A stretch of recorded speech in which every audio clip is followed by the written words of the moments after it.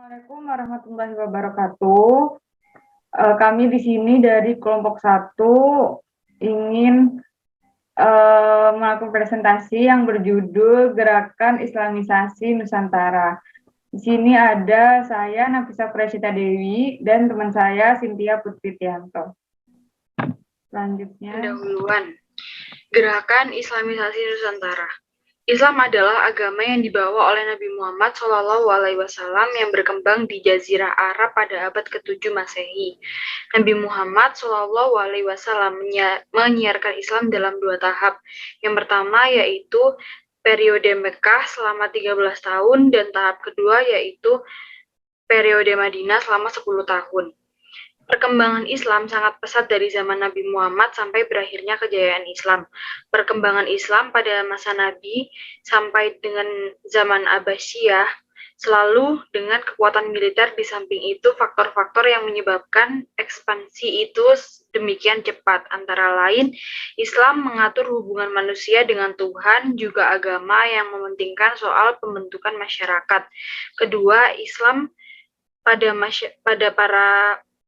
dada para sahabat Nabi tertanam keyakinan tebal tentang kewajiban menyerukan ajaran Islam atau dakwah seluruh dunia.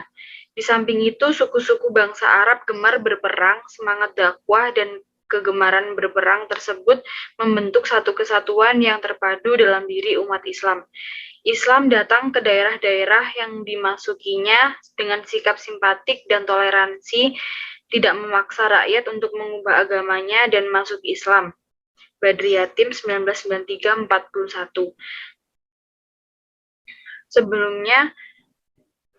Sebelum memulai pembahasan Islami di Indonesia, Islamisasi di Indonesia perlu dibedakan antara kedatangan Islam dengan penetrasi atau penyebaran Islam dan Islamisasi.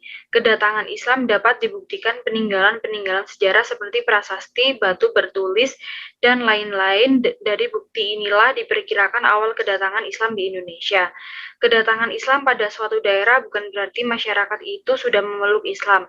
Proses masyarakat setempat menganut Islam membutuhkan waktu yang panjang dan membutuhkan pengenalan secara mendalam tentang Islam oleh masyarakat setempat. Sedangkan Islamisasi merupakan suatu proses panjang yang berlangsung selama berabad-abad, bahkan sampai sekarang, yang selain mengandung arti mengajak untuk memeluk, Islam juga mengandung arti upaya pemurnian atau purifikasi ajaran Islam dari unsur-unsur tahayul, bidah, kufarat, dan demikian Islamisasi menyangkut pemurnian atau pembaharuan atau modernisasi agama Islam. di sini ada 3 macam teori Islam di Nusantara, yaitu ada teori Gujarat, teori Makkah, dan teori Persia. Teori Gujarat tersendiri ialah teori yang dicetuskan oleh para sarjana yang kebanyakan dari Belanda. Teori ini mengemukakan bahwa perkembangan Islam di Nusantara berasal dari Gujarat, yang dimana pada saat itu Gujarat masih kerajaan Hindu yang kemudian ditaklukkan oleh para penyebar Muslim dari Pantai Coromandel pada akhir abad ke-13. Lalu teori Makkah. Teori ini dicetuskan oleh Hamka dalam pidatonya pada Disnatalis PTAIN ke-8 di Yogyakarta. Pada teori ini, Islam datang langsung dari Arabia, tidak dari India, tidak pada abad ke-12 atau ke-13, melainkan dalam abad pertama Hijriyah atau abad ke-7 Masehi. Dan yang terakhir ada teori Persia. Pencetus teori ini adalah P.A. Husain Djajadiningrat. Teori ini berpendapat bahwa agama Islam yang masuk ke Nusantara berasal dari Persia hingga ke Gujarat, sedangkan waktunya itu sekitar abad ke-13. Lalu ada pula tahapan-tahapan perkembangan Islam di Nusantara. Ada 9 tahap-tahap perkembangan Islam di Nusantara. Yang pertama itu proses masuk dan berkembangnya agama Islam di Indonesia. Sejarah mencatat bahwa kaum pedagang memegang peranan penting dalam persebaran agama dan kebudayaan Islam. Letak Indonesia yang strategis menyebabkan timbulnya bandar-bandar perdagangan yang turut membantu mempercepat persebaran tersebut. Di samping itu, cara lain yang turut berperan ialah melalui dakwah yang dilakukan oleh para mubalik. Tahapan yang kedua yaitu penyebaran Islam melalui peranan kaum pedagang. Pedagang Muslim dari Arab, Persia, dan Gujarat singgah di Pulau Jawa yang penduduknya masih kafir. Para pedagang Muslim mulailah mengenalkan agama dan budaya Islam kepada para pedagang yang lainnya. Setelah para penduduk setempat memeluk Islam, kemudian menyebarkan Islam kepada sesama pedagang dan sanak familinya. Setelah Islam semakin berkembang, para pedagang Muslim tersebut menikah dengan penduduk setempat, yang kemudian lahirlah keluarga dan anak-anak Muslim.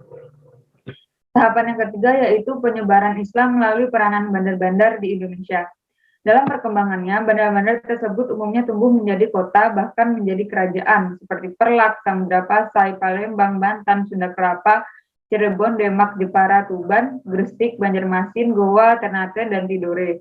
Dari situ banyak pemimpin bandar yang memeluk Islam, sehingga rakyatnya banyak yang memeluk Islam juga. Yang keempat yaitu penyebaran Islam melalui perkawinan. Karena perdagangan internasional memerlukan jarak tempuh yang jauh dan memerlukan sebuah prediksi cuaca agar kapal bisa berlayar, banyak dari pedagang Muslim menikah dengan penduduk pribumi untuk bisa menetap dan mendapatkan pendamping hidup sebagai kebutuhan biologis. Dikarenakan para pedagang statusnya sebagai saudagar yang kaya, sehingga banyak penduduk pribumi, terutama putri-putri bangsawan, ingin menjadi istri seorang saudagar. Sebelum menikah, mereka wajib diislamkan agar bisa menjadi istri seorang saudagar Muslim. Yang kelima yaitu penyebab Islam melalui peran para wali ulama. Penyebar agama Islam dilakukan dengan cara dakwah oleh para mubalik dan para wali. Di Pulau Jawa, penyebaran agama Islam dilakukan oleh wali songo. Ya, wali ialah orang yang sudah mencapai tingkat tertentu dalam mendekatkan diri kepada Allah. Kesembilan wali tersebut ada Sunan Gresik atau Maulana Malik Ibrahim, yang menyebarkan agama Islam di Gresik, lalu ada Sunan Ampel atau Raden Rahmat menyebarkan Islam di Surabaya, Sunan Derajat atau Syarifuddin yang menyebarkan Islam di Surabaya, Sunan Bonang atau Makdum Ibrahim yang menyiarkan Islam di Tuban, Lasem, dan Rembang, Sunan Kalijaga atau Raden Mas Said yang menyiarkan Islam di Bonang, Jawa Tengah. Lalu ada Sunan Giri atau Raden Paku yang menyiarkan Islam di Madura, Bawean, Nusa Tenggara, dan Maluku. Ada Sunan Kudus atau Ja'far Shodiq yang menyiarkan Islam di Kudus, Jawa Tengah. Ada Sunan Muria atau Raden Umar Said yang menyiarkan Islam di lereng Gunung Muria yang terletak antara Jepara dan Kudus, Jawa Tengah. Lalu yang terakhir ada Sunan Gunung Jati atau Syarif Hidayatullah yang menyiarkan Islam di Banten, Sunda Kelapa, dan Cirebon. Lalu tahapan yang keenam yaitu penyebaran Islam melalui pondok pesantren. Penyebaran Islam dilakukan dengan mendirikan sebuah pendidikan Islam di tempat-tempat ibadah semacam masjid, musola, bahkan di rumah-rumah para ulama, yang saat ini dikenal dengan pondok pesantren.